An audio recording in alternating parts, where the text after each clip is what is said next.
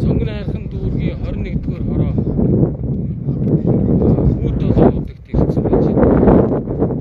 Өнөөдөр ямар мэдээлэл өгөх гэж байгаа гэхээр яг миний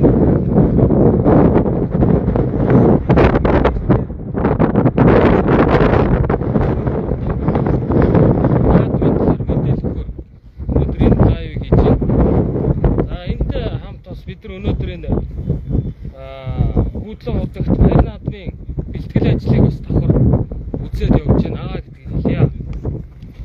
За юу гэхээр нийслэлийн өдрийг 1994 оноос хойш жил болгоны 10 дугаар сарын 29-ний өдөр тэмдэглэж ирсэн. Тэгээ 10 дугаар сарын 29-ний өдөр тэмдэглэдэг иргэдийн баярт иргэд нийслэлийн хотын баярт иргэд тэр өргөн дэлгэр хамрагдаж чаддгүй. Яагаад гэвэл 10 сарын 29 гэдэг бол одоо хүүтэн уур амьсгал орчдөг. Ийм учраас ер нь хотын иргэдийн баярыг дэлгэр зуны цагт хийжээе гэд 10 дугаар сарын 29-ний өдрийг цаашид тэмдэглэхээр болж засгийн газрын шийдвэр гарсан. Засгийн газрын шийдвэрээр жил болгоны 6 дугаар сарын сүүлийн 7 хоногийн амралтын өдрүүдийг нийслэл хотын иргэдийн баярын өдөр байхаар иргэдийн баяр болохоор болгон тэмдэглэхээр засгийн газрын шийдвэр гарсан. За мөн 8 дугаар сарын эхний 7 хоногийн амралтын өдрүүдэд даншиг наадам гэж бас сүүлийн 10 гаруй жил тэмдэглэж ирсэн ийм хоёр баяртай байсан. Тэгэхээр энэ хоёр баярыг хоёулангийн 8 сарын эхээрс тэмдэглэхгүй 10 дугаар сарын 29-нд тэмдэглэхгүй зөвхөн жил болгоны 6 дугаар сарын сүүлийн 7 хоногийн амралтын 2 өдөр нийслэлийн Улаанбаатарчуудын иргэдийн баяр одоо хүрээ цам даншиг наадам байхаар гэж тэмдэглэдэг шийдвэр гарсан гэдгийг та бүхэнд дуулгаж өнөөдрийн лайвыг хийж байна. Тэгэхээр энэ жилийн одоо анхны 6 сарын сүүлийн 7 хоногийн амралтын өдрүүдийн одоо нийслэлийн иргэдийн баяр бол энэ 6 дугаар сарын 28-29-ний өдрүүдэд хүү 7 удаа тэмдэглэгдэнэ. За энэ баяраар иргэдийн баярын өдрөөр 93 наадам явагдана. Улсын баяр наадмын өмнөх хамгийн том сорилго барилдаан болно. За мөн улсын баяр наадмын өмнөх одоо мордын дунд сунгаа давхар хийгдэх байх гэж бодож байна. За мөн одоо сурын холбоотой бидний тохирсноор бол Монголын одоо сурын холбооны бараг бүх тамирчид энэ одоо баяр наадамд оролцоно гэдэг ийм мэдүүлгээ өгöd байгаа. За урд жилүүдийн даншиг наадмаас юугаараа ялгаатай гэвэл энэ зөвхөн 93 наадам явагдана. Өөр одоо Монгол туурхтны янз бүрийн барилдааны төрөл хэлбэрүүд явагдахгүй. Бидний одоо тооцож байгаагаар 256-аас доош бүх барилдахаар төлөвлөгөөтэй байгаа. Бай шагналд нь улсын баяр наадмаас одоо илүү байхаар бид төсвөлж байгаа. За энэ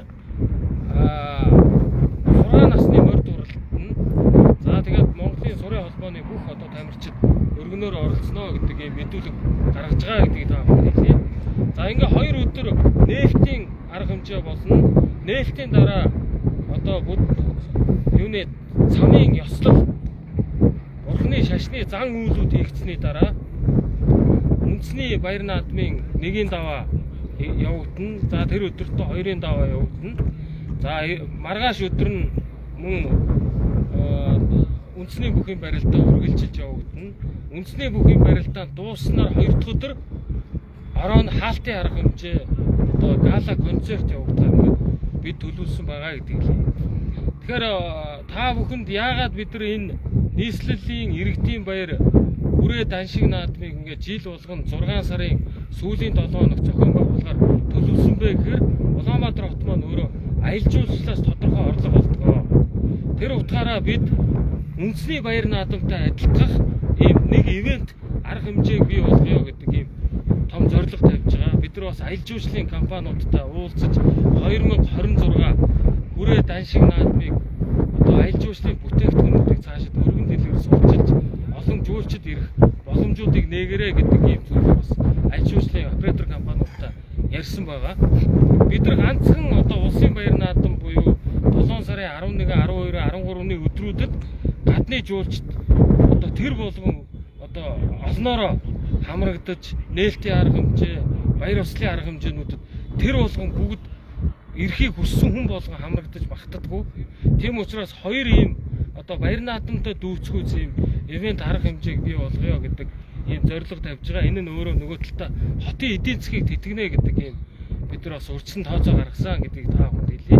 Тэгээ та бүхэндээ энэ 6 дугаар сарын 28, 29-ний өдрүүдэд Хүүдлээ хотод хүрэлцэн ирж нийслэл хотынхоо иргэдийн баяр та бүхнийг өргөн дэлгэр хамрагдахыг хүсэж байна. За 6 дугаар сарын 27-ны өдөр одоо гандан тэгшлийн хийдээс 4 уулаа дахиж таах арга хэмжээ шашны одоо зан үйлүүд хийгдэнэ. За 28-ны өдөр Хүүдлээ хотгийн одоо Сэрүүн дэнждэр үндэсний нийслэл хотын иргэдийн баярын нээлтийн арга хэмжээ болно. Араас нь одоо цам араах шашны зан үйл хийгдэнэ. Ингээд одоо үндэсний 93 наадам маань одоо ёслол төвлөрөл эхлэхээр ийм төлөвлөгдсөн байгаа гэдгийг хэлье. За нийслэл Улаанбаатар хотоос Хүүдлээ хотог руу нийслэлийн нийтийн тээврийн газраас автобусаар үйлчлэх ийм үйлчилгээ бас давхар хийгдэнэ. За энд одоо гэр бүлээрээ ирээд Хүүдлээ хотгаа тойроод майхантай амарч өнжих энэ боломжууд бас нээлттэй. За хоол зоогийн үйлчилгээнүүд бас байгаа. За нэг зүйлийг би бас энэ зохион байгуулж байгаа хүмүүс загч байгаа. Юу гэвэл энд гар дээрээс одоо худалдаа эрхлэмээргүй байна. Наран туус ингээд худалдаа гараад энэ тэндгүү шаар хаглуулад энэ тэндгүү ийм одоо пластик худалдаа үйлчилгээ явмааргүй байна гэдгийг бас та бүхэндээ уриалж байна. За мэдээж зэрэг нийтийн хоолны үйлчилгээ гарна. За урлагийн үйлчилгээ, урлаг соёлын арга хэмжээ бол энэ Бөмбөр театр дотор явагдана. За мөн одоо гадны жуулчд зориулсан морин дээрээс одоо харвааны үзүүлэх тоглолтууд явагдана. За бусад ийм одоо гадны жуулчд зориулсан монголчуудын уламжлалт одоо тийм спортын төрөл хэлбэрүүд сээр цохох ч гэдэг юм уу ийм төрөл хэлбэрийн одоо хөтөлбөрүүд багтсан байгаа гэдгийг хэлье. Тэгээ энэ удаагийн бид нар бас нээлтийн арга хэмжээг Монгол улсын урлагийн авь зүтгэлтэн Алтан уяг гэдэг найруулж байгаа. Нээлтийн арга хэмжээвэл нийслэл хотын үүсэл, нийслэл хот маань анх үүсэхдээ өндөргийгэнд одоо зориулж шашны ийм хүрээ шар үсийн ордон байдлаар байгуулагдсан гэдгээс ахуулаад нийслэл хотын өнөөгийн энэ 27-8 удаа нүүсэн нүүдлийн агуулгыг тусгасан ийм одоо нээлтийн арга хэмжээ хөтөлбөрийг зохиосон байгаа гэдгийг хэлж байна. Тэгээд та бүхнийг нийслэлийн иргэдийн баяр хүрээ данших 2025 наадамд өргөнөөр оролцохыг хүрэж байна. Энэ жил анх удаага 6 дугаар сарын сүүлийн 7 хоног зохион байгуулагдж байгаа. Цаашид жил болгон 6 дугаар сарын сүүлийн 7 хоногийн амралтын өдрүүдэд зохион байгуулагдахаар Монгол улсын засгийн газрын шийдвэр гарсан байгаа. 8 сард зохион байгуулагддаг даншиг наадмыг 2026 оноос эхлээд зохион байгуулахгүй. За мөн энэ жилээс эхлээд 10 дугаар сарын 29-нд хийдэг нийслэлийн өдрийг бас тэмдэглэхгүй. Нэг жилдээ нэг удаа нийслэлчүүд баяраа тэмдэглэдэг бай. Тэр баяр нь илүү өргөн агуулгатай бай.